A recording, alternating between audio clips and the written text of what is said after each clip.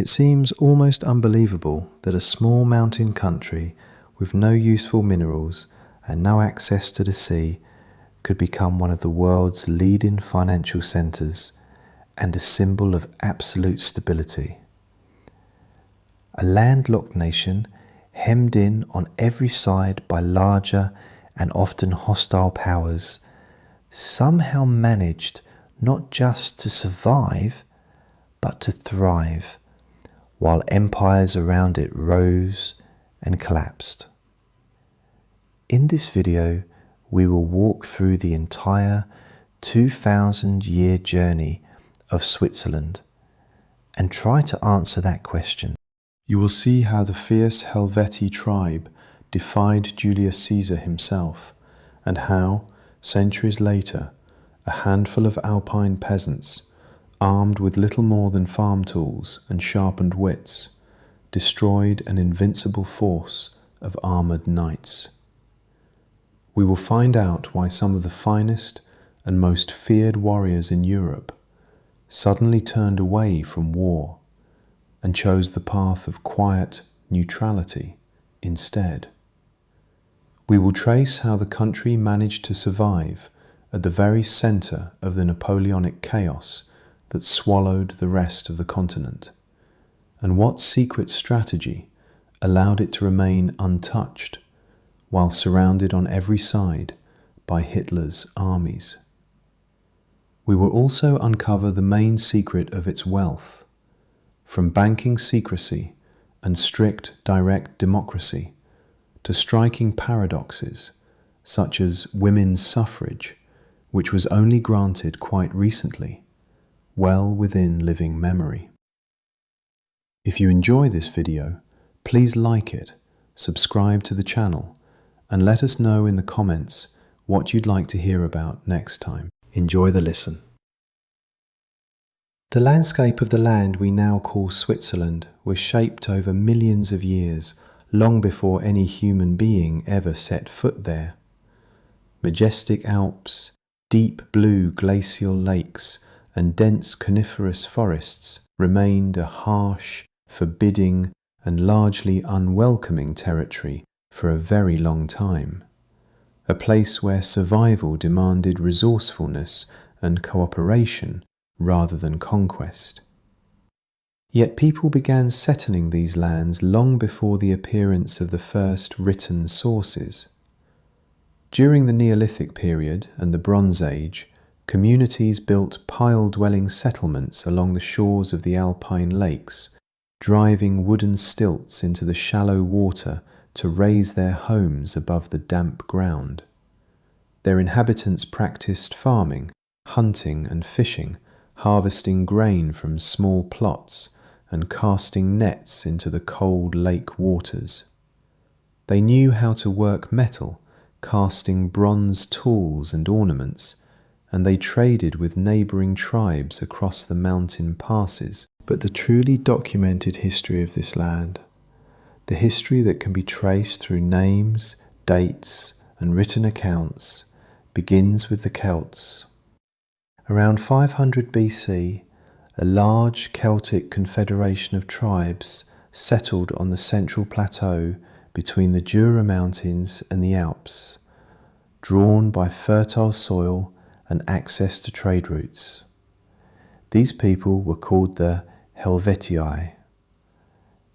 They were the ones who gave the region its first historical name, a name still used in the country's official documents to this day, echoed even now in the Latin inscription Confederatio Helvetica, found on Swiss coins and postage stamps. The Helvetii were both a warlike and a surprisingly developed people for their time.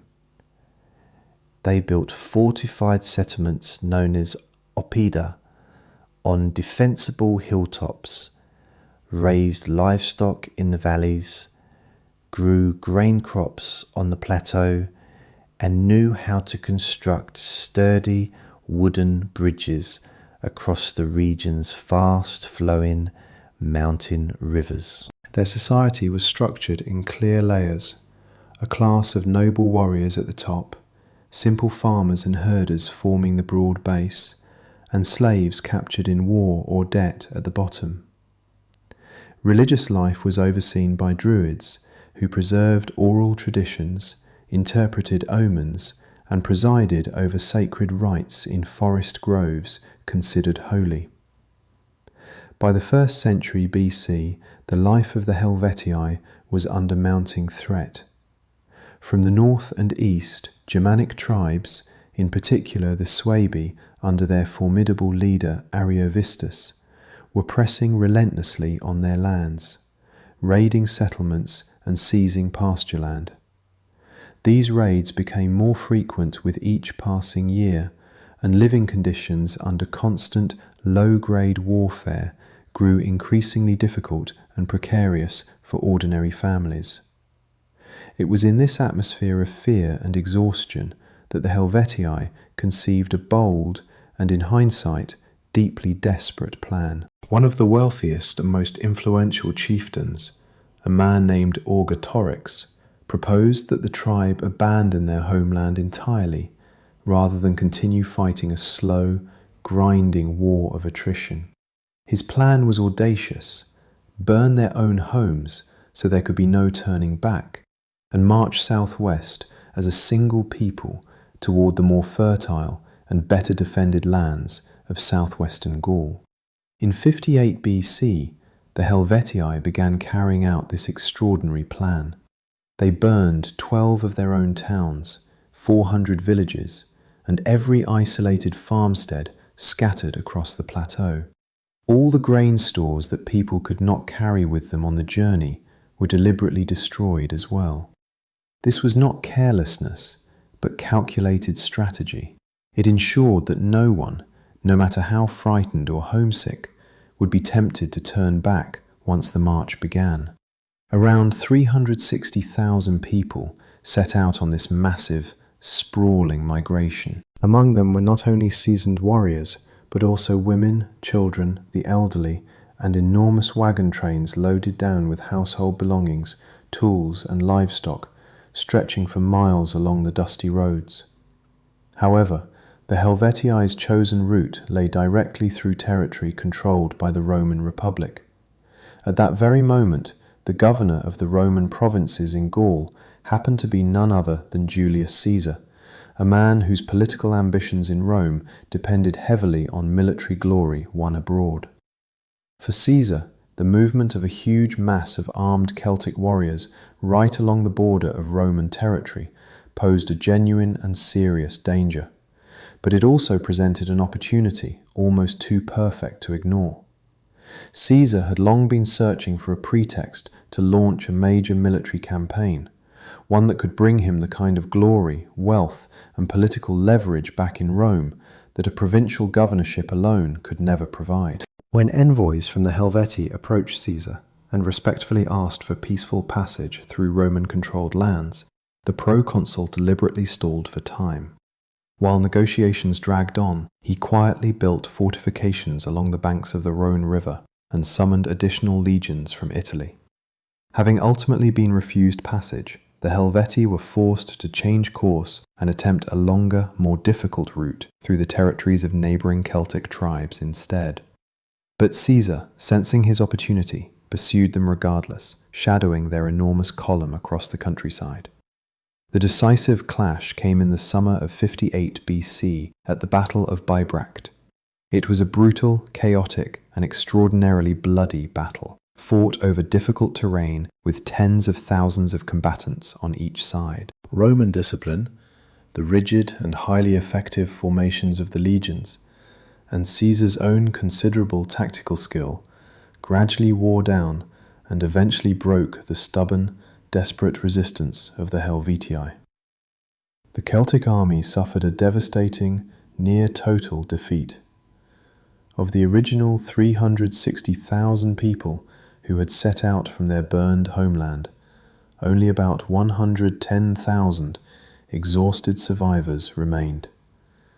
Julius Caesar, ever the pragmatist, treated the defeated Helvetii with a calculation that had little to do with mercy and everything to do with strategy.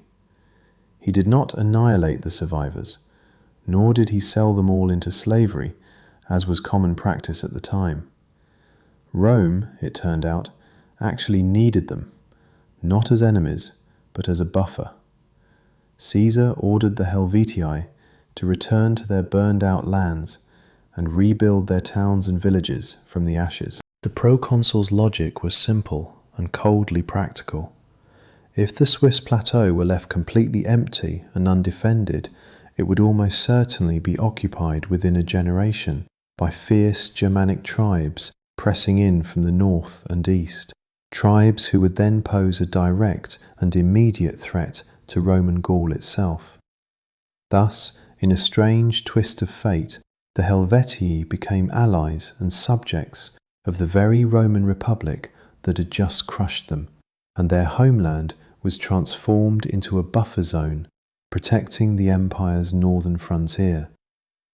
From this point began an era of deep and lasting Romanization of the region, a transformation that would continue for nearly 500 years.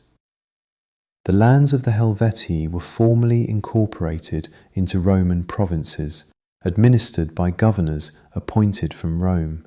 Roman law, the Latin language, classical architecture, and an entirely new way of life spread steadily across the Swiss plateau, gradually reshaping local customs. The Romans began actively building infrastructure on a scale the region had never seen before, and first among their priorities were strategic roads. Stone-paved routes, engineered with remarkable precision, were laid across difficult alpine passes such as the Great St. Bernard, linking Italy directly to the empire's northern provinces. Roman legions marched along these roads in disciplined columns, and close behind them came merchant caravans laden with wine, olive oil, fine textiles, and painted pottery, carrying the goods of the Mediterranean world deep into the Alpine interior. Thriving Roman cities grew up both on the sites of earlier Celtic settlements and on entirely new locations chosen for their strategic or commercial value. The most famous, and by far the largest of these, was the colony of Augusta Raurica, founded near the site of modern-day Basel. It was a classic Roman city in every sense, complete with a bustling forum at its centre, a large stone amphitheatre capable of holding thousands of spectators, imposing basilicas for law and commerce, public bathhouses where citizens gathered to socialise, and temples dedicated to the full pantheon of Roman gods. Skilled craftsmen worked in workshops throughout the city, which boasted running water piped in through an aqueduct system and an effective underground sewage network, engineering achievements that would not be matched again in the region for well over 1,000 years. Another important centre was Aventicum, which served as the administrative capital of Roman Helvetia. At the height of its prosperity, Aventicum was home to more than 20,000 inhabitants and was protected by massive stone walls studded with defensive towers. The local Celtic population gradually, and largely willingly, adopted Roman culture in the decades and centuries that followed. A unique and vibrant Gallo-Roman civilization emerged from this blending of traditions. The Helvetii learned to speak and write Latin, began wearing Roman-style togas at public gatherings, and adopted advanced Roman building technologies, along with more efficient methods of farming and irrigation. Religions merged and blended as well, in a process scholars call syncretism. Old Celtic deities began to be identified and worshipped alongside their Roman counterparts, their ancient names sometimes preserved in inscriptions right beside those of Jupiter, Mars, or Mercury. During the first 2 centuries AD, the region experienced a long period of relative peace and steady prosperity, an era historians call the Pax Romana, protected throughout by the empire's heavily fortified northern frontier. By the 2nd century, however, the broader situation across the empire began to change for the worse. The Roman Empire entered a period of prolonged political instability, economic difficulty, and administrative crisis that would stretch on for decades. Its once secure borders steadily weakened under mounting external pressure, and the Germanic Alemanni tribes began breaking through the empire's defensive lines with increasing frequency and boldness. In 260 AD, the Alemanni carried out a devastating raid deep into the territory of Helvetia, destroying many towns in a wave of fire and violence, including both Aventicum and Augusta Raurica, cities that had stood for centuries. Roman authority managed to temporarily restore some measure of control in the aftermath, sending fresh garrisons and rebuilding damaged walls, but the region never fully regained its former prosperity or sense of security. Cities that had once flourished shrank dramatically in size and were gradually transformed into little more than fortified military camps, their populations reduced and their markets emptied. By the end of the 4th century and the very start of the 5th, the Roman Empire could no longer afford to hold on to its distant northern provinces while defending its own heartland. In 401 AD, the Roman legions finally and permanently withdrew from the territory of Helvetia, recalled urgently to help defend the Italian peninsula itself from invasion. After the Romans departed, leaving behind roads, ruins, and a fading memory of imperial order, Germanic tribes moved steadily into these newly vacated lands. In the west, the Burgundians settled and, notably, quickly adopted the remnants of Gallo-Roman culture along with the Latin language, blending in with the existing population. In the east and the north, meanwhile, the Alemanni established themselves more thoroughly, retaining their own Germanic language and ancestral traditions rather than assimilating. This ancient and at the time seemingly minor division of spheres of influence would go on to shape the linguistic map of modern Switzerland many centuries later, splitting the country into its distinct French-speaking and German-speaking regions, a division still clearly visible on any modern map. The ancient era came to a close, leaving behind a rich and lasting legacy, a foundation of roads still traceable in places today, the ruins of forgotten cities, and the enduring memory of the brave Helvetii, a people who had begun as fierce rivals of Rome and ended as one of its most steadfast frontier peoples, forever woven into the greater story of Europe. After the departure of the Roman legions and the gradual collapse of the old imperial order, the Alpine lands of the early Middle Ages found themselves fractured and divided among a patchwork of competing feudal territories, each ruled by its own local lord or bishop. The region's rugged terrain, deep isolated valleys separated from one another by nearly impassable mountain ridges and treacherous passes, shaped a distinctive and independent way of life for the local population, one built around necessity as much as culture. The inhabitants of the forest valleys of Uri, Schwyz and Unterwalden lived in tightly knit, largely self-sufficient communities, cut off for much of the year by snow and difficult terrain.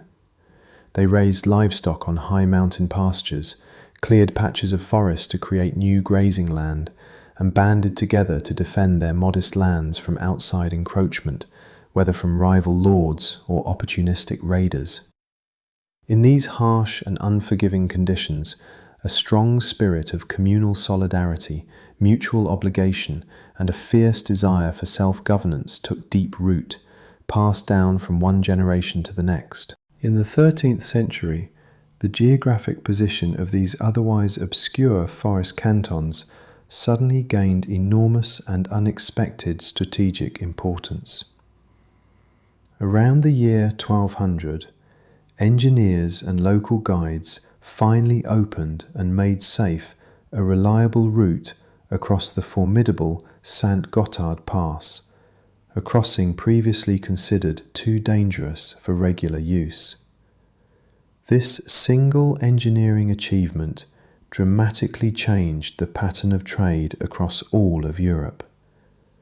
The pass became the shortest and most convenient link between the wealthy, sophisticated cities of northern Italy and the bustling trading centres of Germany and Flanders far to the north. The flow of merchants, goods and pilgrims through the Alps generated enormous income from tolls, lodging and services provided to travellers. Naturally, control over this newly vital route became a coveted prize, eagerly sought after by Europe's most powerful and ambitious rulers. Recognizing the sudden strategic importance of the region, the Holy Roman Emperor Frederick II of the House of Hohenstaufen granted the mountain communities of Uri and Schwyz a special and unusually generous legal status. In the 1230s and 1240s, they received what became known as Imperial Charters of Freedom, formal documents that placed them under the Emperor's direct protection. This meant the mountain communities answered directly to the Emperor himself, bypassing entirely the intermediary feudal lords, bishops, and local counts who governed most of the surrounding territory. This so-called imperial immediacy gave the communities the valuable right to be judged under their own local laws and customs, and to manage their internal affairs with a degree of independence rare anywhere else in medieval Europe. Meanwhile, on the wider European political stage, the ambitious and increasingly aggressive Habsburg dynasty was rapidly gaining power and territory. Their ancestral castles and hereditary lands lay uncomfortably close to the Alpine valleys, and their appetite for expansion showed no sign of slowing. The Habsburgs sought, above all, to unite their scattered and often disconnected holdings into a single, continuous and easily governed territory. Naturally, they came to view the stubbornly independent Alpine communities as an annoying and inconvenient obstacle standing directly in the way of their ambitions. Habsburg counts patiently and methodically bought up land, judicial rights, and lucrative tax privileges from smaller local lords all around the forest cantons, steadily and deliberately tightening their grip year after year. The situation turned genuinely critical at the very end of the 13th century, when Count Rudolf I of Habsburg was elected King of Germany, a position that granted him considerable imperial authority. Having finally gained real power at the highest level, he began systematically curtailing the ancient rights and hard-won freedoms of the Alpine communities that had previously answered only to the emperor. The Habsburgs appointed their own bailiffs, administrators drawn almost exclusively from foreign nobility with little regard for local custom, who collected taxes harshly and often unfairly, dominated the local courts, and openly disregarded generations of established local tradition. The mountain communities felt a very real and immediate threat, the danger of losing their freedom entirely and being reduced, in effect, to the status of ordinary powerless serfs under a distant and indifferent lord. In July 1291, King Rudolf I died unexpectedly.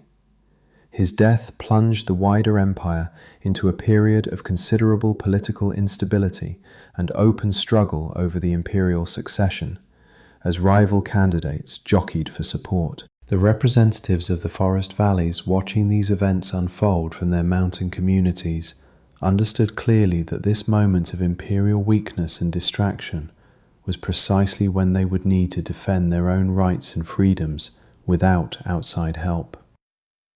In early August 1291, the leaders of the three forest communities, Uri, Schwyz, and Unterwalden, arranged a secret and carefully guarded meeting. According to long-standing historical tradition, this pivotal meeting took place on the secluded, windswept meadow of Rütli, on the quiet shore of Lake Lucerne, chosen precisely because it was difficult for outsiders to observe. The representatives of the three valleys swore a solemn oath to help one another with all their strength, resources, and manpower in the event of an attack by any outside enemy, whoever that enemy might be. The direct result of this historic meeting was a document that would go down in history as the Federal Charter of 1291. The text itself was written in formal Latin, the language of law and diplomacy at the time. It declared in careful legal language that for the sake of lasting peace and their own collective security, the three communities were forming what they called an eternal alliance. The document firmly established the principle of mutual military assistance between the valleys, explicitly denied foreign judges any right to preside over legal cases on their land, and set out clear procedures for resolving internal disputes that might arise between the cantons themselves. This modest-sounding alliance of just 3 forest cantons became in time the true foundation stone from which the entire modern Swiss Confederation would eventually grow, valley by valley and canton by canton. Today, the anniversary of this document signing, August 1st, is celebrated across the entire country as its main national holiday, complete with bonfires lit on hillsides throughout the Alps. The confrontation with the Habsburgs did not remain confined to legal documents and diplomatic manoeuvring for long. In the early 14th century, the dynasty decided the time had come to apply outright military force, hoping to finally and permanently subdue these persistently defiant mountain communities once and for all. The spark that ignited open conflict came from an attack by the men of Schwyz on the wealthy and influential monastery of Einsiedeln, an institution that stood under direct Habsburg protection. In the autumn of 1315, the Austrian Duke Leopold I of Habsburg gathered together an imposing and confident army, a well-armed, well-trained force made up of professional mounted knights in heavy armour alongside supporting infantry, numbering roughly 9,000 men in total. Leopold fully expected to carry out a swift, decisive, punitive campaign, one that would punish the rebellious peasants and crush their resistance permanently within just a few weeks. The Habsburg army advanced confidently, deep into the narrow valleys of the canton of Schwyz.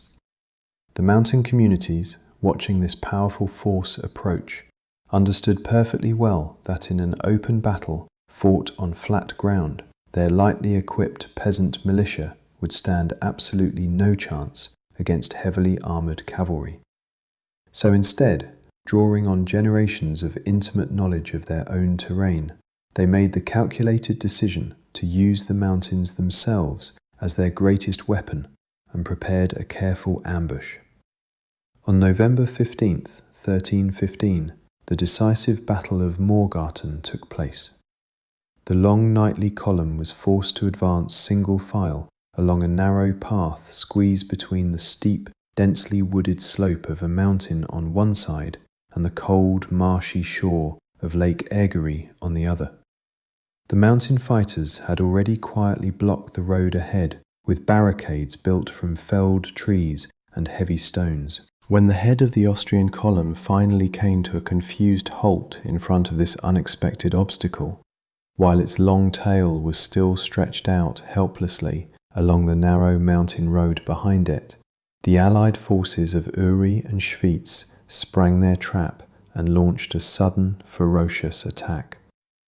From the steep slopes directly above, enormous boulders and heavy tree trunks came crashing down onto the knights below, who were trapped in the narrow passage with no room to maneuver, triggering immediate panic and chaos among the tightly packed cavalry. Then the Alpine fighters themselves charged down the slope with terrifying speed. They fought with halberds, long spears fitted with heavy axe-like blades, weapons specifically designed to drag mounted riders from their saddles and pierce even the heaviest plate armour at close range. In such a cramped, chaotic space, the knights simply could not maneuver their horses or reform any kind of organized battle line. The engagement quickly turned into a total rout. A large portion of the Austrian force was killed or scattered in the chaos, and Duke Leopold himself only barely managed to escape with his life, fleeing the battlefield in disarray. The Battle of Morgarten carried enormous, almost symbolic significance for the whole of medieval Europe.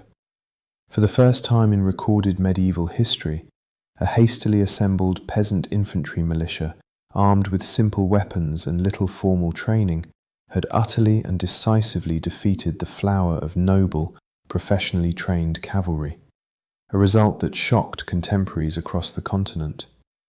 After this stunning and unexpected victory, the alliance of the three valleys had unmistakably proven both its military strength and its long-term resilience. In December 1315, in the lakeside town of Bunnen, representatives of Uri, Schwyz and Unterwalden gathered once more to formally renew and expand their existing alliance, adding new clauses that made the bond between them even stronger and more explicit than before.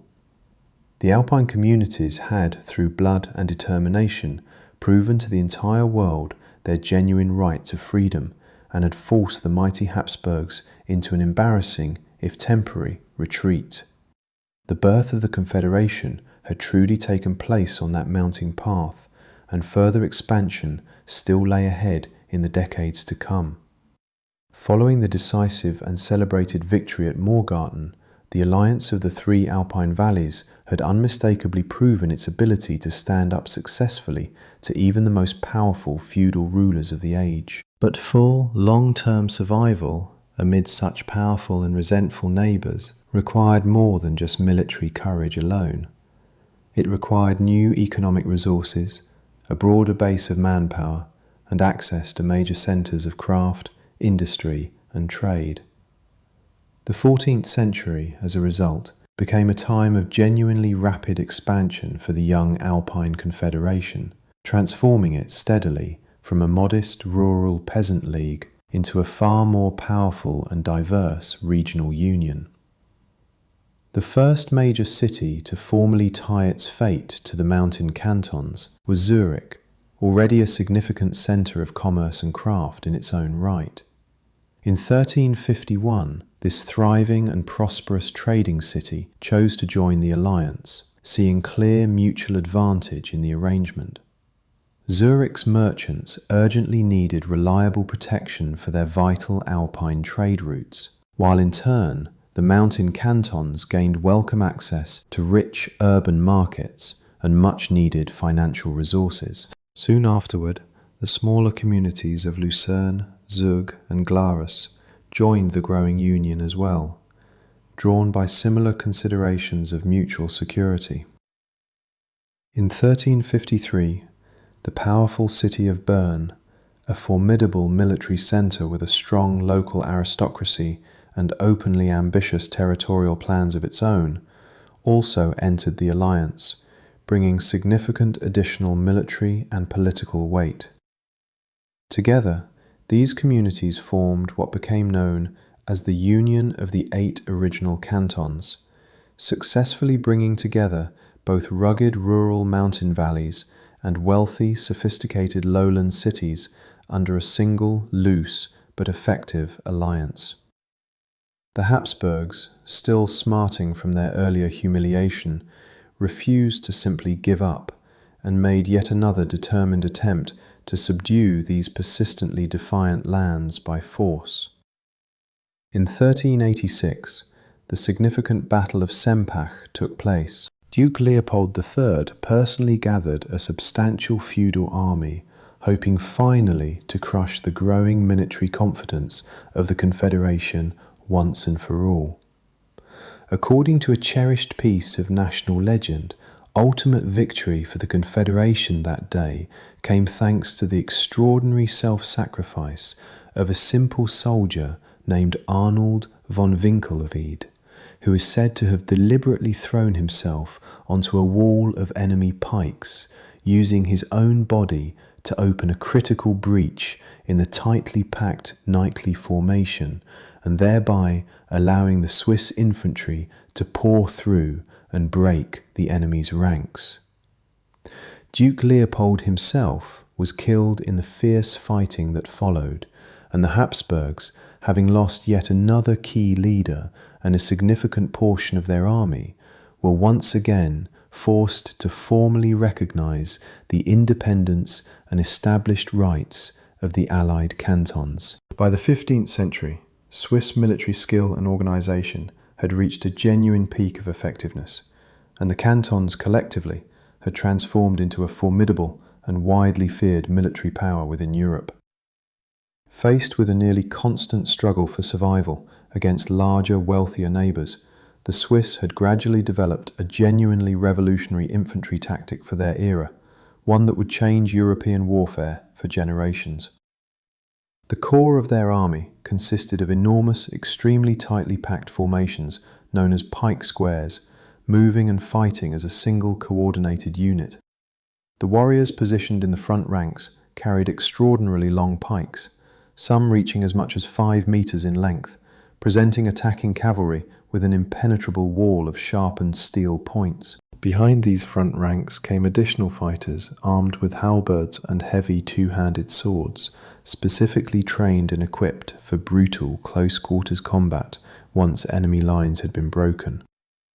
Discipline within these dense infantry formations was famously and absolutely ironclad, maintained through years of communal training and shared tradition. Swiss infantry proved capable not only of holding firm, unbreakable defensive positions against determined cavalry charges, but also of advancing steadily and aggressively while somehow maintaining an almost unnervingly perfect formation, even while crossing genuinely rough and uneven terrain. In an age when European battlefields were still overwhelmingly dominated by mounted, armoured knights, the Swiss pike squares became, for a remarkable stretch of decades, effectively unbreakable. This formidable and rapidly growing military power soon collided head-on with the single most dangerous and well-resourced adversary of the entire age, the ambitious Duchy of Burgundy. Duke Charles the Bold sought nothing less than to build a great and unified empire, stretching from the North Sea all the way down to the Mediterranean, and to that end he commanded one of the most modern, disciplined, and exceptionally well-equipped armies anywhere in Europe, complete with advanced artillery pieces and skilled gunners. In the 1470s, open warfare known as the Burgundian Wars broke out between Burgundy and the Swiss Confederation. In a rapid and brutal series of pitched battles fought at Granson, Merton, and finally Nancy, the Swiss infantry, employing their now perfected pike tactics, thoroughly and repeatedly crushed the supposedly superior Burgundian forces. At the climactic Battle of Nancy in 1477, Duke Charles the Bold himself was killed on the field, and his vast, ambitious, and hastily assembled state collapsed almost immediately in the political chaos that followed his death. The stunning victory over Burgundy brought the Swiss Confederation enormous international fame, rich and plentiful military spoils, and widespread diplomatic recognition virtually overnight. News of the fearsome Alpine infantryman's remarkable prowess spread quickly across the entire European continent, carried by merchants, diplomats, and returning soldiers alike. European monarchs everywhere gradually came to realize a sobering fact. No major war of the era could reliably be won without access to disciplined Swiss infantry. This growing demand gave rise to the entire phenomenon of organized Swiss mercenary service as a formal institution. The individual cantons began officially and openly selling the military services of their trained soldiers to foreign rulers in exchange for gold and favorable trade terms. For many decades afterward, Swiss mercenaries formed the reliable, battle-hardened core of the armies of France, the Papal States, and numerous other European powers, fighting wars that had nothing to do with their own homeland. Later, in 1506, Pope Julius II formally established the now famous Swiss Guard of the Vatican, specifically for his own personal protection, a distinctive military unit that, remarkably, continues its ceremonial and protective service to this very day, still recognizable by its colourful Renaissance-era uniforms.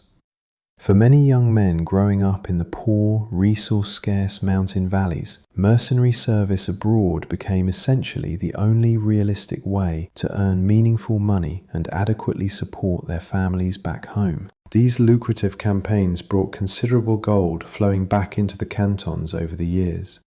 But the true price of this hard-won wealth was steep and often tragic.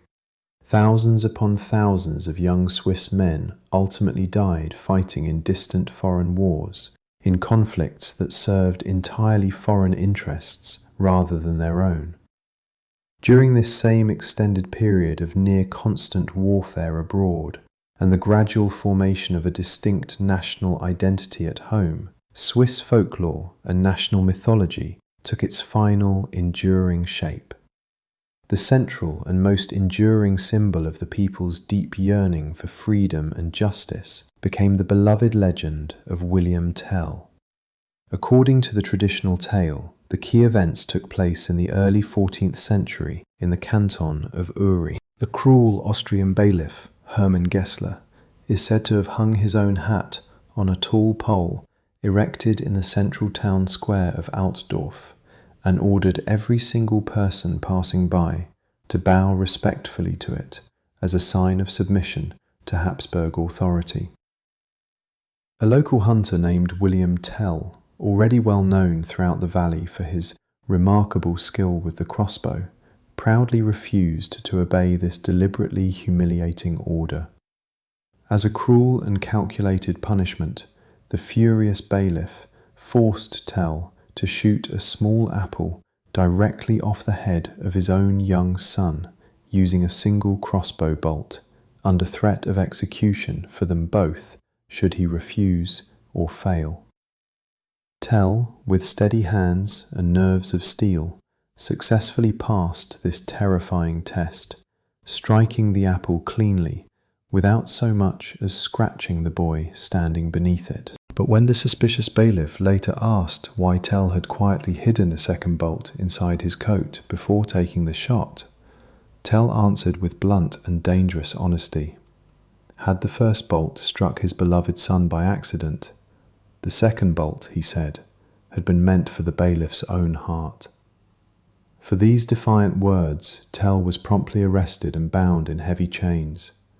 But during a sudden and violent storm on Lake Lucerne, he managed to break free and escape from the boat that was carrying him away to prison, made his way overland, ambushed the unsuspecting Gessler in a narrow mountain gorge, and killed him with one final, well-aimed shot from his crossbow. The story of Tell, first formally recorded in written chronicles toward the very end of the 15th century, became an enormously powerful, unifying national myth for generations of Swiss citizens to come. At its heart, it expressed a deep and enduring popular idea, one that still resonates in Swiss political culture today, that legitimate authority must never be allowed to curdle into outright tyranny, and that an ordinary, unremarkable person retains the fundamental right to defend their family, their personal honour, and their freedom by force if truly necessary. By the end of the 14th century, the Swiss Confederation had grown remarkably from a modest, informal union of just 3 small mountain cantons into a genuinely independent and increasingly formidable military power in its own right. The Confederation now numbered 13 full cantons, had successfully conquered and absorbed new territories along its borders, and had firmly forced its once dismissive neighbours to reckon seriously with its unique and unusual political status. Yet a serious, and in the end, deeply humbling new test still lay ahead, one that would ultimately force the entire Confederation to fundamentally reconsider its growing military ambitions. By the early 16th century, the Swiss Confederation stood confidently at the very height of its hard-won military power and international reputation. Mercenary units recruited from the Alpine cantons routinely decided the outcomes of major battles across northern Italy, and ambitious European rulers actively competed with one another to secure the Confederates' military favour and services. The Swiss, for a time, effectively controlled the wealthy Duchy of Milan, and were deeply and directly involved in the great, often treacherous political affairs of continental Europe. But this increasingly aggressive external expansion inevitably brought the Confederation into direct conflict with the continent's most powerful and best-resourced states, ultimately forcing it to completely and permanently rethink its military course. On the 13th and 14th of September 1515, near the city of Milan, the great and decisive Battle of Marignano took place. Swiss infantry, confident from decades of near unbroken success, faced the combined and carefully coordinated forces of the ambitious young French king Francis I, who had cleverly allied his forces with experienced Venetian troops. The French, having studied previous Swiss victories closely, countered the traditional Swiss pike squares with genuinely advanced artillery and disciplined heavy cavalry deployed with unusual skill and coordination. For 2 long and exhausting days, fierce and repeated assaults continued across the battlefield without any clear resolution. The soldiers of the Allied cantons showed remarkable stubbornness and resilience throughout, but the relentless, punishing barrage of French cannon fire, combined with repeated and well-timed cavalry strikes against their exposed flanks, eventually broke their once unbreakable formation for the very first time in living memory. The Swiss forces ultimately suffered enormous and deeply painful losses, and the shattered survivors were finally forced to retreat from the field in disarray. The unexpected defeat at Marignano came as a severe and genuinely sobering shock to the entire Confederation, shattering decades of accumulated military confidence in a single afternoon. The staggering scale of human losses, combined with the sudden and total loss of control over profitable northern Italy, clearly revealed the practical limits of even the finest pike infantry when faced with the new and rapidly evolving power of firearms and artillery. In 1516, in the aftermath of this defeat, an agreement known as the Eternal Peace was formally signed with France. The Confederation, chastened by its losses, permanently renounced any further independent wars of conquest beyond its already established historical borders. This single, pragmatic decision marked the first real, concrete step on a long road toward what would eventually become a defining national policy of military neutrality. The country had barely begun to recover from this painful military defeat when an entirely new and in some ways even more dangerous spiritual crisis arrived, threatening to split Swiss society apart from within. In the 1520s, the powerful new ideas of the Protestant Reformation spread rapidly through the Confederation, carried by travelling preachers, printed pamphlets, and word of mouth. The main centres of this dramatic religious change were the wealthy, literate, and unusually independent-minded cities of Zurich and Geneva. In Zurich, the local priest and gifted theologian Huldrych Zwingli began openly and fearlessly speaking out against widespread abuses within the Catholic Church, including the controversial sale of indulgences and what he saw as the excessive veneration of religious icons and relics. Zwingli also firmly and repeatedly condemned the long-standing practice of Swiss mercenary service, considering the ongoing trade in the blood of young countrymen for foreign gold to be a deeply immoral and unchristian occupation. Under his growing influence, Zurich, followed soon afterward by a number of other cantons, formally converted to Protestantism. The more rural and traditional forest cantons, however, remained firmly and stubbornly loyal to the older Catholic tradition.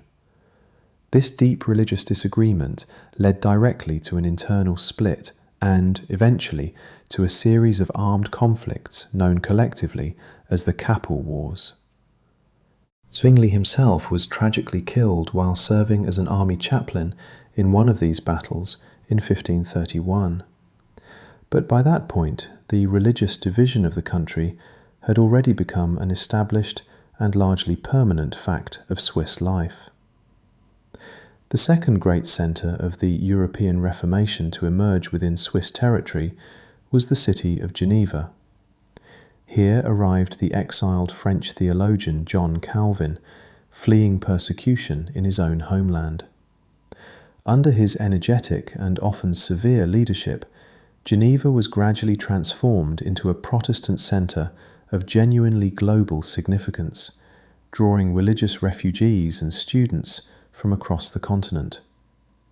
Calvin developed and rigorously enforced a strict theological doctrine built around the idea of predestination, alongside a demanding emphasis on personal modesty in daily life, tireless hard work, and unwavering self-discipline. The distinctive ethics of Calvinism would go on to have an enormous and lasting influence on the later development of skilled crafts, sophisticated banking practices, and international trade throughout the region, quietly laying much of the groundwork for the future economic rise of Swiss cities in the centuries that followed. This deep and painful religious split brought the entire Confederation dangerously close to complete collapse. Catholic and Protestant cantons formed separate, rival alliances among themselves and actively sought military and financial support from outside powers sympathetic to their respective faiths. The country could very easily have been consumed entirely by prolonged and devastating civil war, as happened in so many other parts of Europe during this turbulent era. The only realistic way to preserve a genuinely unified state under such difficult conditions was through a deliberate and carefully maintained policy of neutrality, applied consistently both in foreign affairs and in the delicate relations between the cantons themselves. The Confederates ultimately agreed, however reluctantly at first, not to interfere directly in one another's religious conflicts, and to actively work to preserve peace within their own shared country above all else. Thanks largely to this hard-won policy of collective self-preservation, Switzerland managed to achieve something genuinely remarkable for its era. It remained a relative island of peace throughout the catastrophic 30 Years' War, a conflict that ravaged much of Europe from 1618 to 1648 and killed millions. While the neighbouring German lands to the north lost a staggering proportion of their population to war, famine and disease, the Swiss cantons largely maintained their careful neutrality throughout, defending only their own immediate borders when directly threatened. This significant historical period found its formal and lasting conclusion in the Peace of Westphalia, signed in 1648, which officially brought the exhausting 30 Years' War to a close across the continent. The mayor of Basel, Johann Rudolf Wettstein, displayed genuinely remarkable diplomatic skill and persistence during the lengthy negotiations, tirelessly defending the collective interests of all the Swiss cantons at the negotiating table. Thanks largely to his sustained efforts, the final articles of the Peace of Westphalia officially and permanently confirmed the independent legal status of the entire Confederation. The Swiss Union was at long last fully and formally recognized by all the major European powers as a genuinely independent state, no longer subject in any way to the authority of the Holy Roman Empire. By the middle of the 17th century, Switzerland had travelled an extraordinarily difficult and complex historical path. Having abandoned its earlier military ambitions after the sobering defeat at Marignano, and having somehow weathered the profound internal upheaval of the Reformation without tearing itself apart, the Confederation had finally achieved lasting legal independence and had forged a genuinely unique model of neutral, self-contained existence right in the middle of an often violently warring Europe. In the second half of the 17th century, the Swiss Confederation appeared, at least from the outside looking in, to be a prosperous, orderly, and reasonably peaceful region of Europe. But beneath this calm surface, its internal political structure continued to suffer from deep and largely unresolved contradictions. The wider Commonwealth of 13 cantons remained, in practice, a fairly loose and informal union, still lacking any real central government, any shared common budget, or any permanent standing army of its own. Within the individual cantons themselves, the so-called old regime continued to prevail unchallenged. A narrow circle of urban aristocrats and wealthy patrician families held a near-complete monopoly on political power in most cities, while the ordinary residents of subject rural territories under their control were routinely denied many basic political and economic rights that city dwellers took for granted. In 1789, the Great French Revolution erupted with startling speed in neighbouring France, sending shockwaves across the entire continent. Powerful new ideas of equality, individual liberty, and the wholesale abolition of ancient feudal privileges quickly crossed the border into Switzerland, carried by travelling merchants, students, and printed political pamphlets. Residents of the various Swiss subject territories, long denied a political voice, began openly and increasingly boldly demanding an end to aristocratic rule in their own communities. The French revolutionary government in Paris watched this growing unrest closely and with obvious interest. The Alpine lands held genuine strategic and financial appeal for Paris. Important mountain roads leading directly into Italy ran straight through Swiss territory, and the well-guarded treasuries of the wealthier cantons were known to hold substantial reserves of gold and silver. In early 1798, French revolutionary troops crossed the Swiss border in force, officially claiming to be liberating oppressed citizens from aristocratic tyranny. Most of the individual cantons, lacking any kind of unified military command structure or coordinated defence plan, proved almost entirely unable to mount any organised or effective resistance against the invasion. Only Bern made a serious attempt to fight back in defence of the old order, but its forces were decisively defeated at the Battle of Grauholz, just outside the city.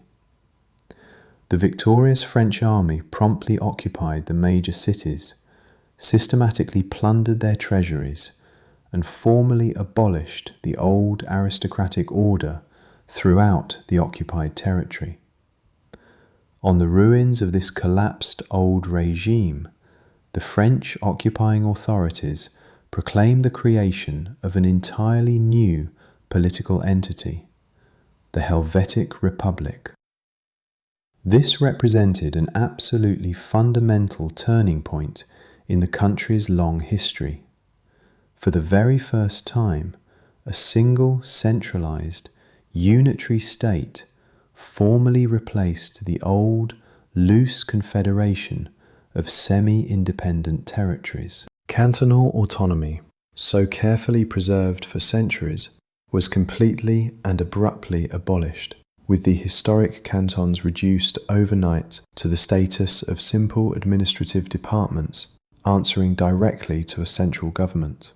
A new written constitution was hastily adopted, formally introducing legal equality before the law, freedom of trade across internal borders, and a single unified national currency for the first time.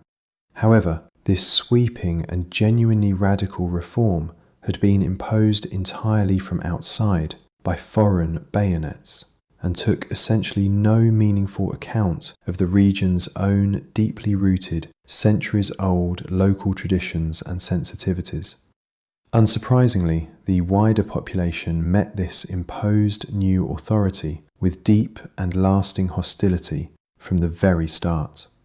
The Helvetic Republic rapidly degenerated into little more than a puppet state, entirely and humiliatingly dependent on continued French military support for its very survival. The Alpine country found itself instantly and unwillingly drawn into the much wider European war then raging across the continent.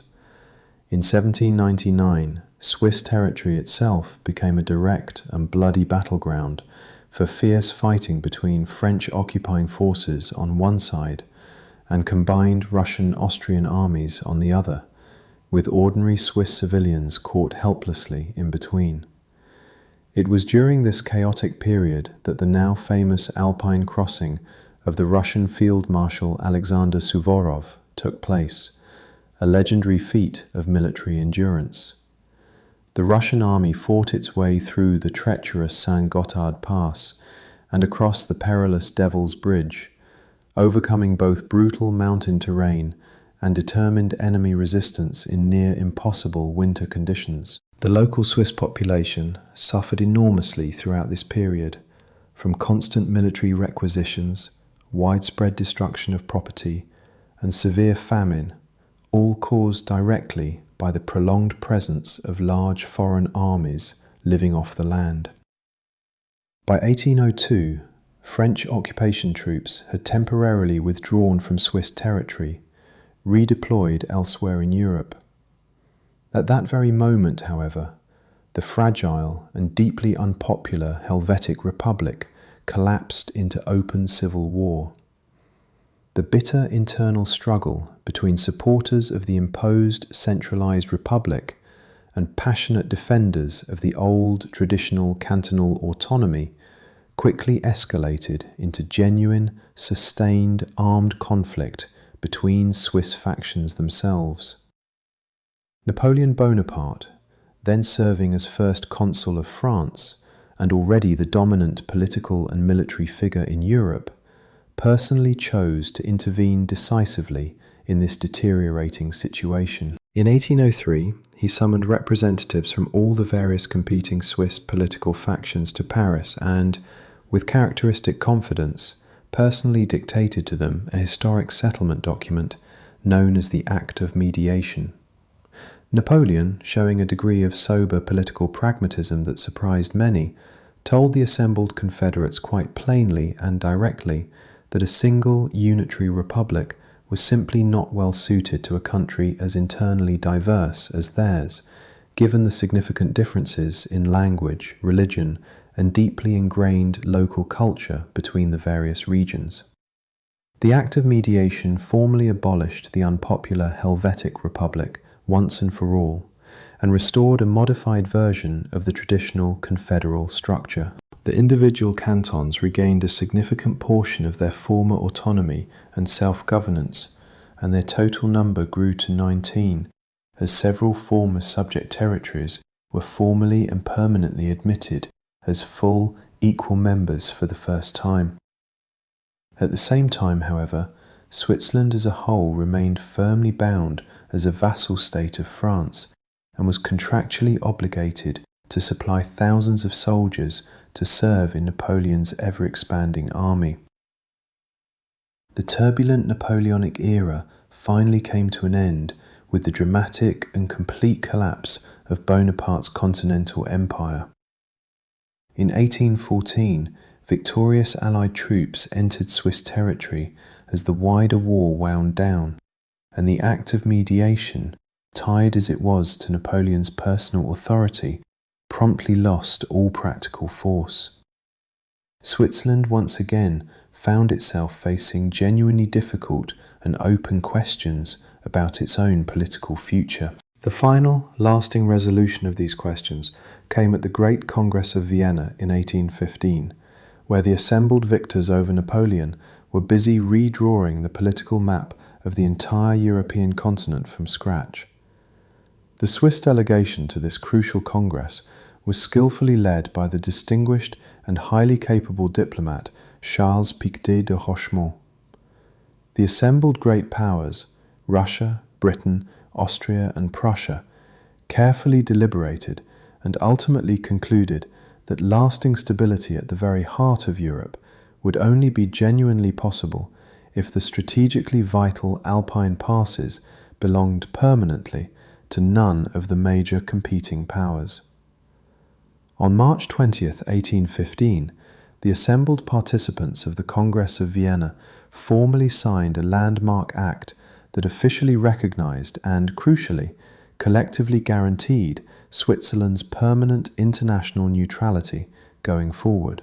The country's borders received full international recognition for the first time and expanded modestly to include 2 additional new cantons, Neuchâtel and Valais, bringing several previously separate territories fully into the fold. The severe Napoleonic shock and the difficult, often humiliating years of French domination had together taught the country a genuinely harsh but ultimately invaluable lesson. The Confederates, reflecting on their recent painful experience, came to clearly understand the real dangers of any unitary state model imposed entirely from outside by force. But they also came to recognize with equal clarity the practical impossibility of ever returning to a completely isolated, fragmented, essentially medieval political order. The landmark decision of the Congress of Vienna in 1815 laid the fundamental and lasting foundation of the country's distinctive foreign policy going forward, a foundation that would ultimately allow Switzerland to preserve both its territorial unity and its internal peace for many generations to come. After the Congress of Vienna concluded its work, Switzerland formally returned to its traditional confederal structure, now somewhat modified and strengthened. The country once again became a loose union of 22 fully sovereign cantons, each maintaining its own distinct set of internal laws, its own separate currency, its own internal customs duties on goods moving between cantons, and even, in many cases, its own small local militia forces. But the rapidly dawning age of industrialization and the explosive growth of cross-border trade throughout Europe increasingly demanded meaningful structural change. The persistent fragmentation of the cantons steadily held back genuine economic progress at every turn, while old and largely unresolved tensions between conservative and more liberal-minded regions continued to grow more pronounced with each passing decade. By the 1830s and 1840s, 2 clearly defined and increasingly hostile political camps had firmly formed within the wider Confederation. On one side stood the Protestant and generally more economically developed liberal cantons, places such as Zurich, Bern, and Lucerne during that particular period, who consistently favoured centralising political power, establishing genuine freedom of movement for both goods and citizens across cantonal borders, creating a single unified national market, and significantly reducing the Catholic Church's traditional influence over state affairs and public education. On the other side stood the more conservative Catholic cantons, places like Schwyz, Uri, Unterwalden, Zug, Valais, and several smaller neighbours, who instead sought stubbornly to preserve their centuries-old cantonal autonomy, their traditional religious practices, and the Church's established influence over local schools and education. Political and religious tensions finally reached a genuinely critical breaking point during the 1840s. In direct response to determined liberal attempts to limit the traditional rights and privileges of local monasteries, the staunchly Catholic canton of Lucerne deliberately invited the controversial Jesuit order to take formal control of its schools, a provocative move calculated to assert Catholic authority. This deliberately provocative decision sparked an immediate and widespread wave of angry protests across the more liberal parts of the country. Liberal volunteer militia forces even organised and carried out several armed expeditions directly against Lucerne itself, hoping to forcibly overthrow its conservative local government, but each attempt ultimately failed to achieve its goal. Growing increasingly fearful of continued pressure from the liberal majority elsewhere in the Confederation, 7 Catholic cantons banded together and formed a secret defensive military alliance in 1845, which became known as the Sonderbund, a German term meaning roughly separate league or special alliance.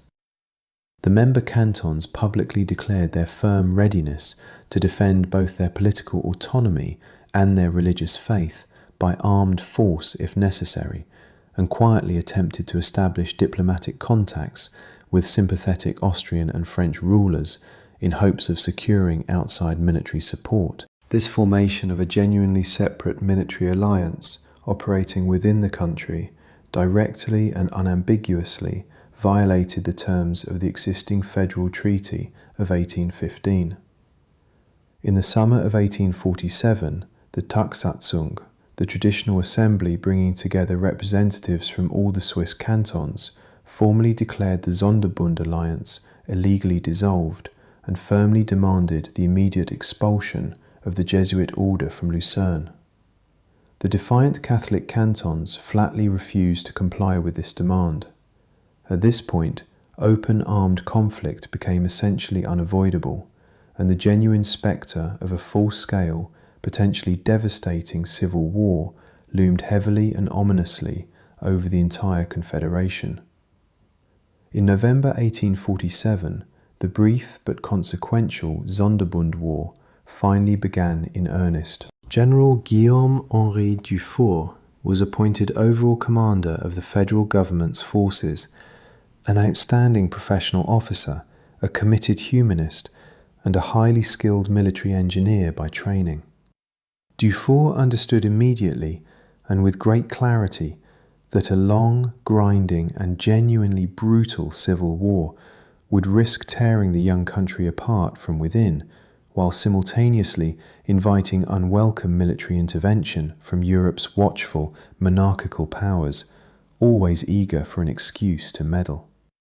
He therefore deliberately set himself the specific and unusual goal of disarming the rebellious cantons as swiftly as humanly possible, and doing so with the absolute minimum possible loss of human life on either side. Dufour issued his own troops remarkably strict and explicit orders: to spare civilian lives and property wherever possible, to respect all church property without exception, and to provide proper medical care to wounded enemy soldiers on precisely equal terms with their own wounded men. The resulting military campaign, thanks largely to Dufour's careful planning, lasted just 25 days in total. Thanks to skillful, well-coordinated manoeuvring and the federal forces' significant numerical superiority, they quickly managed to surround the various rebellious towns one by one and rapidly force their formal capitulation with minimal actual fighting. The total number of confirmed dead on both sides combined over the entire course of the brief conflict did not exceed roughly 100 people, a remarkably low toll for a civil war of this scale. Dufour's notably measured, disciplined, and genuinely merciful tactics throughout the campaign successfully prevented the kind of deep, lasting national resentment and bitterness that so often follows civil conflicts, and allowed yesterday's determined enemies to sit down together at the negotiating table again remarkably quickly.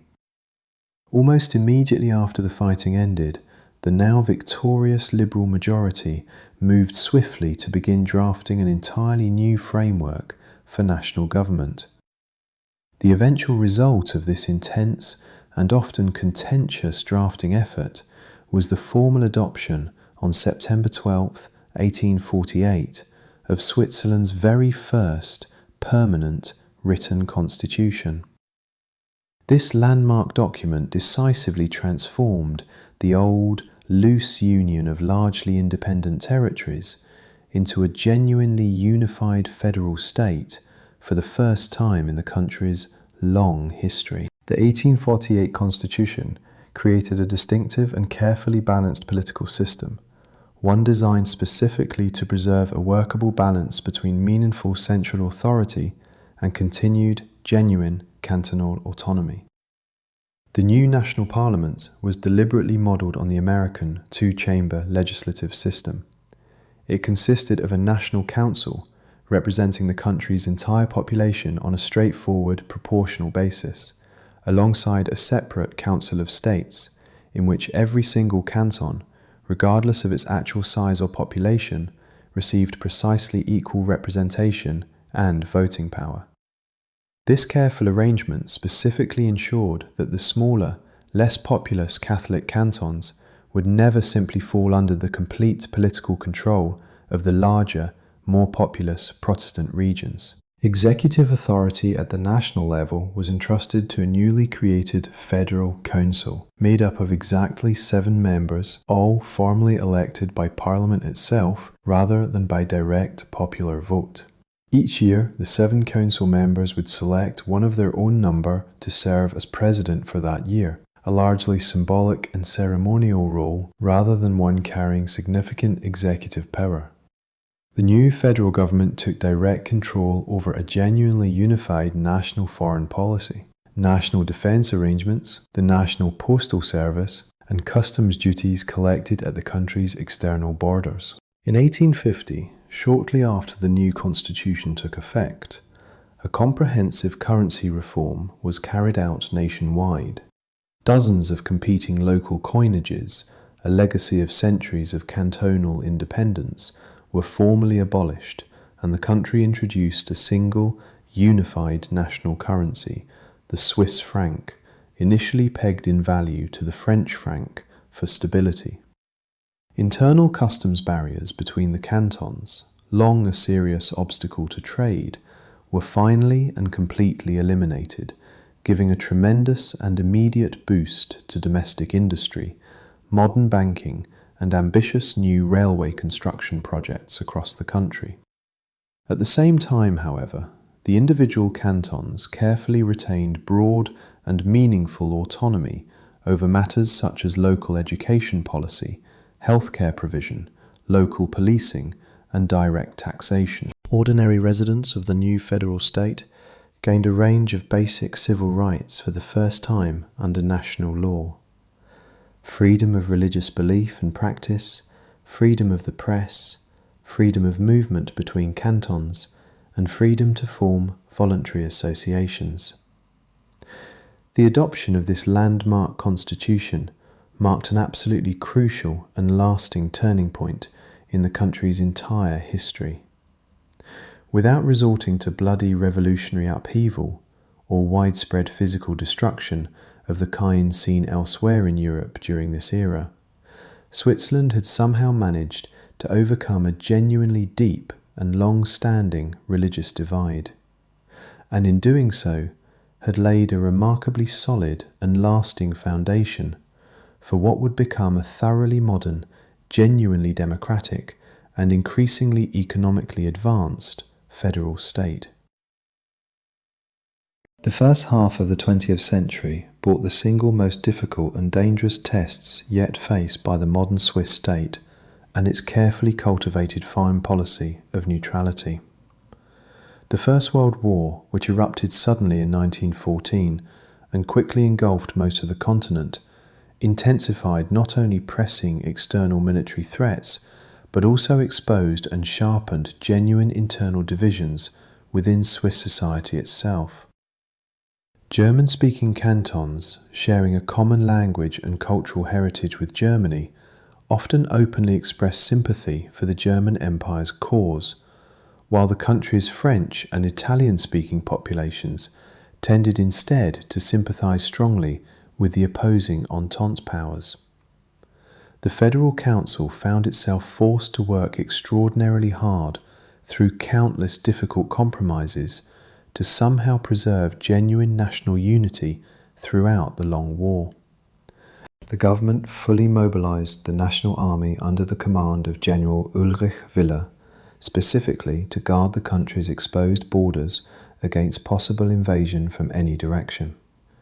Remarkably, the country ultimately managed to preserve its declared neutrality throughout the entire war and successfully avoided any direct military invasion by either side.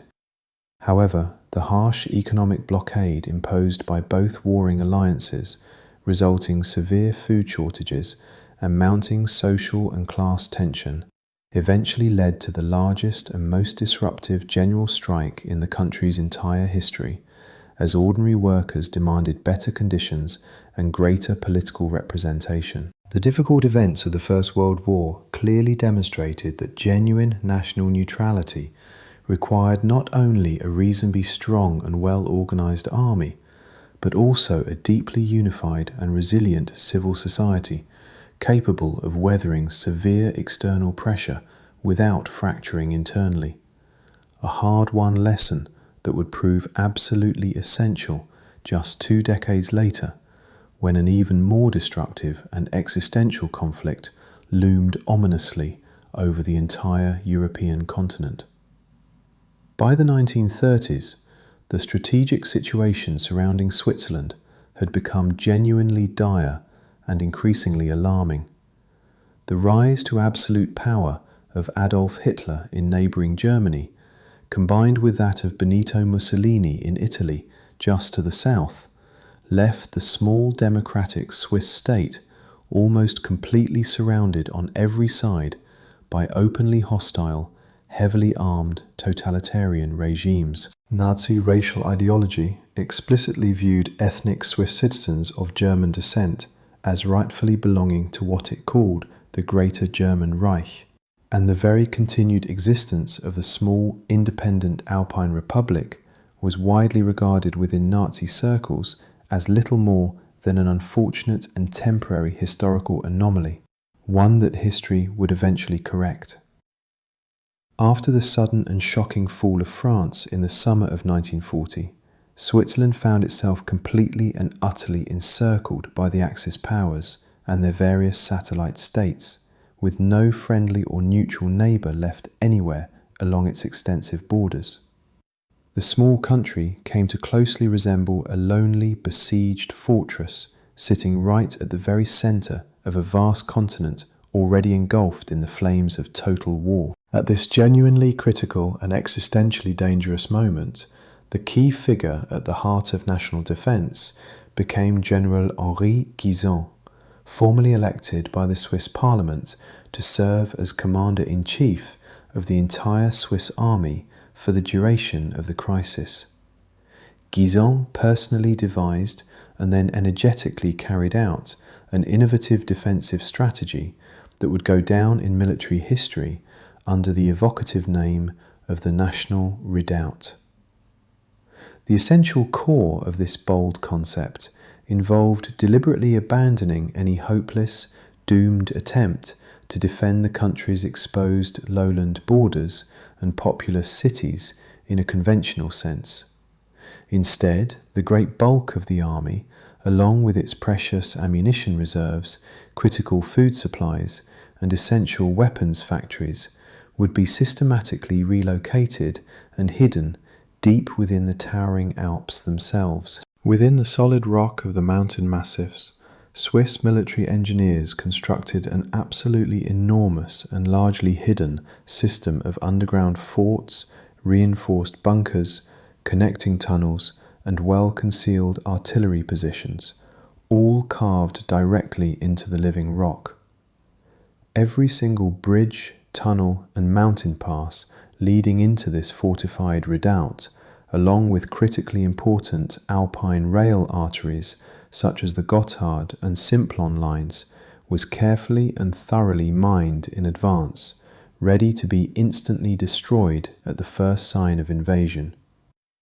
On July 25, 1940, At the height of this existential crisis, General Guisan gathered together all of the army's most senior officers on the historic meadow of Rütli, quite deliberately choosing the very same site where the original Alpine alliance had first been sworn back in far-off 1291. There, standing on that same sacred ground, he delivered a genuinely rallying and deeply symbolic speech to the assembled nation's military leadership, solemnly declaring that the Swiss army would fight on to the very last available round of ammunition, no matter the odds arrayed against it.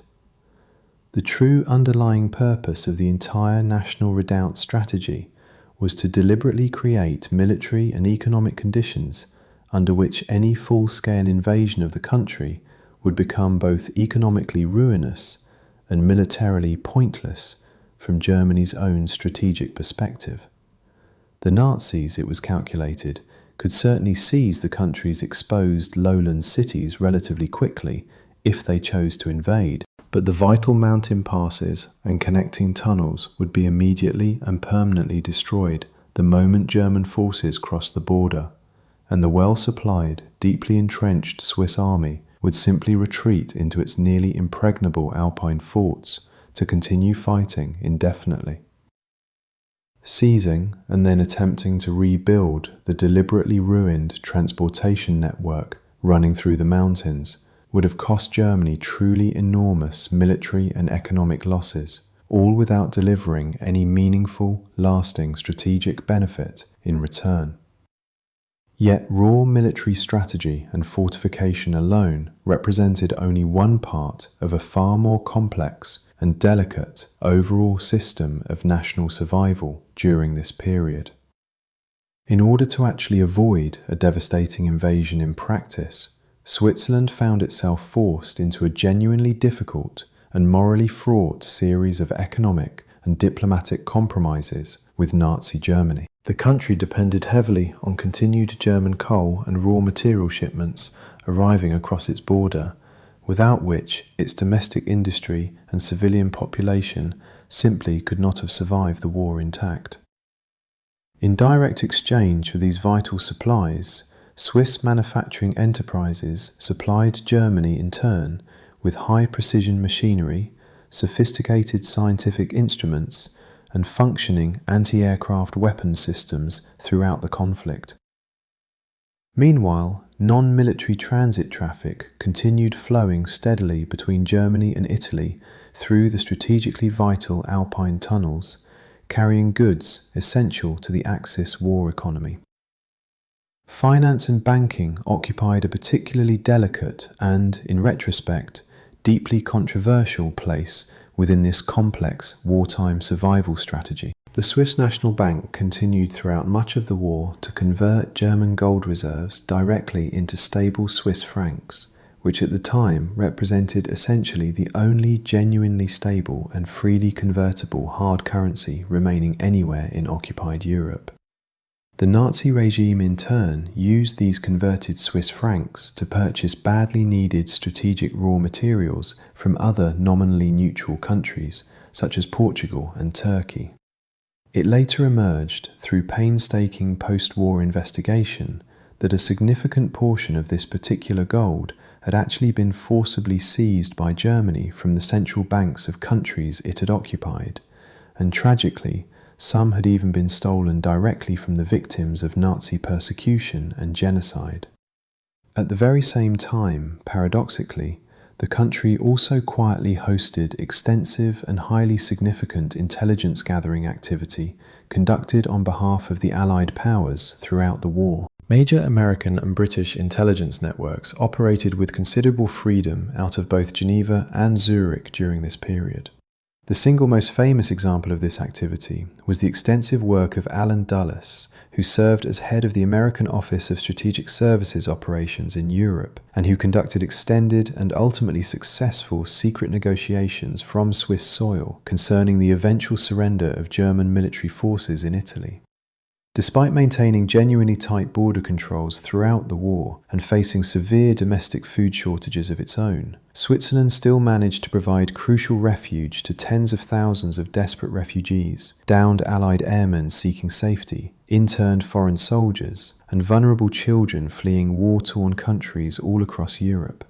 However, this otherwise commendable humanitarian record also contained genuinely dark and troubling chapters that Switzerland would later have to reckon with. Under sustained diplomatic pressure from Nazi Germany, strict and deliberately discriminatory restrictions were introduced into official Swiss passport and border policy, and as a direct result, thousands of desperate Jewish refugees were tragically turned away and refused entry at the country's own borders, with fatal consequences for many. By May 31st, 1945, when the guns of the Second World War finally fell completely silent across a devastated Europe, Switzerland remained one of the very few countries anywhere on the continent to have successfully avoided widespread physical destruction, foreign military occupation, and direct combat operations on its own home soil throughout the entire conflict. The careful combination of the national redoubt defensive strategy, skillful and often morally uncomfortable diplomatic manoeuvring, considerable economic flexibility under pressure, and the genuinely unwavering collective will of its population to preserve their hard-won independence together, allowed the small country to somehow endure the single most destructive and terrible conflict in all of recorded human history. After the Second World War finally came to its exhausted end, most of Europe lay in ruins, its cities bombed out and its economies shattered, while Switzerland, remarkably, had managed to preserve its physical infrastructure, its sophisticated financial system, and its productive domestic industry almost entirely intact. As the new and tense Cold War began to take shape across a divided continent, the country chose deliberately to continue upholding its long traditional and strictly interpreted neutrality. The Swiss Confederation notably declined to formally join either the newly created United Nations collective security structures or the American-led NATO military alliance, choosing instead to develop and maintain its own robust, independent defensive capabilities while actively serving as a genuinely trusted, independent mediator in various international conflicts and disputes around the world. The second half of the 20th century is often affectionately referred to by historians as the golden age of the Swiss financial sector. Legally enshrined and strictly enforced banking secrecy, first formally introduced back in the 1930s, combined powerfully with the country's evident political stability and its notably strong, reliable national currency, together transformed the cities of Zurich and Geneva into genuinely key financial capitals of the entire world during this period. Swiss banks came to quietly hold enormous amounts of private capital, originating from virtually every corner of the globe, trusted by clients precisely because of the country's reputation for discretion and stability. At the very same time, the country also rapidly developed sophisticated high-technology engineering, a world-leading pharmaceutical industry, precision scientific instrument making, and its already internationally famous watchmaking industry, steadily earning a well-deserved global reputation as a producer of consistently the very highest quality goods. Yet the country's genuine uniqueness on the world stage was ultimately defined not only by its considerable economic success, but equally by its distinctive and unusual political system, one that had gradually shaped a truly modern and unusually engaged Swiss society over many generations. The single most defining and distinctive feature of everyday Swiss civic life became the remarkable phenomenon of direct democracy, practiced on a scale unmatched almost anywhere else in the world.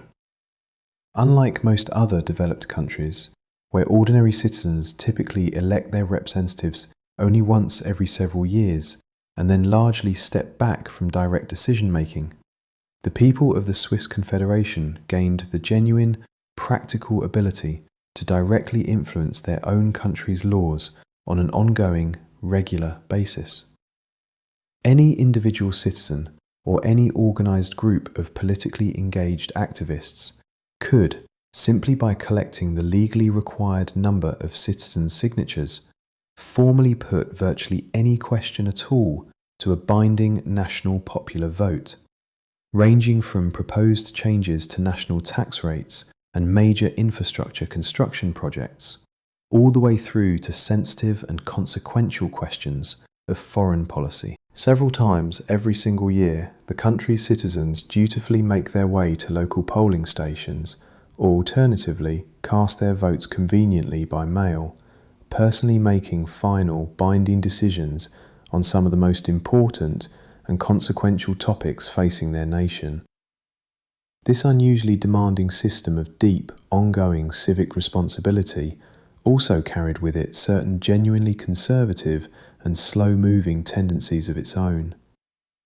Precisely because of the particular mechanics of Swiss direct democracy, where any truly major constitutional change legally requires the explicit approval of both a clear majority of the overall national population and, separately, a majority of the individual cantons voting as distinct units, the practical process of significant social reform in Switzerland has sometimes moved remarkably slowly compared to other Western democracies.